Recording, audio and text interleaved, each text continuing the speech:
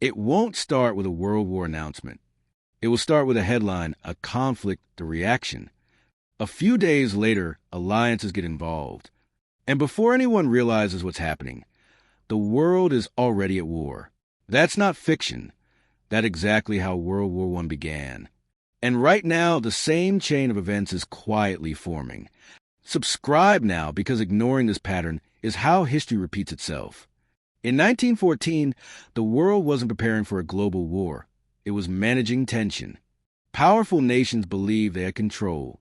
Alliances were meant to maintain balance, to prevent conflict. But instead, they created a system where one event could trigger everything. Germany stood with Austria-Hungary. Russia backed Serbia. France supported Russia. Britain was tied to France. A network of obligations where no one could step back once the first move was made. And then came the spark. The assassination of Archduke Franz Ferdinand. A single act in a single city. But within days, it escalated. Austria declared war. Russia mobilized. Germany responded. France joined. Britain followed. Not because they all wanted war, but because the system forced them into it. Now look at today. We live in a world of even stronger alliances. Military pacts. Strategic agreements. Defense commitments that demand immediate response. If one nation is attacked, others are expected to act. Not eventually, instantly. This is not speculation. This is how the system is built.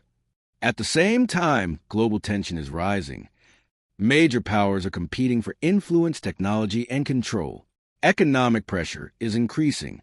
Sanctions, trade conflicts, military expansion, strategic positioning. These are not isolated events. They are connected signals. And then there are the regions where everything could ignite. In 1914, it was the Balkans, unstable, divided, and full of competing interests. Today, there are multiple regions where tensions are high. Alliances are involved, and a single incident could escalate beyond control. But here's where things become even more dangerous than before. Speed.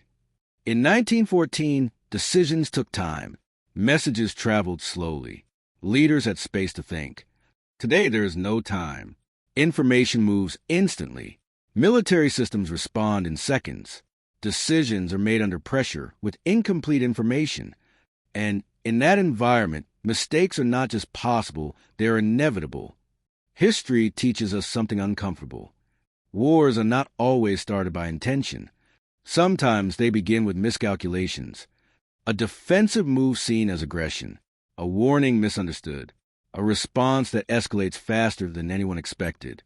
Before World War I, leaders believed they could control escalation. They believed any conflict would be limited, short, manageable. They were wrong. And today there is a similar confidence that modern diplomacy, technology, and strategy can prevent things from going too far. But systems under pressure don't always behave predictably. Now connect the dots. A world built on alliances that demand reaction. Rising competition between powerful nations. Multiple high-risk regions acting as potential triggers. Instant communication, increasing the chance of miscalculation, and a shared belief that everything is under control.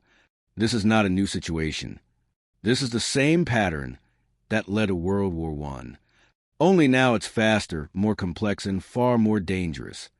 Because today, the consequences would not be limited to battlefields. Global supply chains, energy systems, communication networks, entire economies all connected. A large-scale conflict wouldn't just be a war, it would be a global disruption. So when analysts and historians raise concerns, they are not predicting the future. They are recognizing patterns that have already happened before. Does this mean a world war is inevitable? No, but it does mean something critical. The conditions that made it possible in the past exist again today. And just like in 1914, most people don't see it. Because life still feels normal. Until suddenly it isn't. History doesn't begin with an announcement. It builds quietly, decision by decision, tension by tension, until one moment changes everything. So the question isn't whether history can repeat itself. The real question is, are we already walking the same path without realizing it? Back-end index pointing right. Subscribe now, because understanding the pattern might be the only advantage we have before it's too late.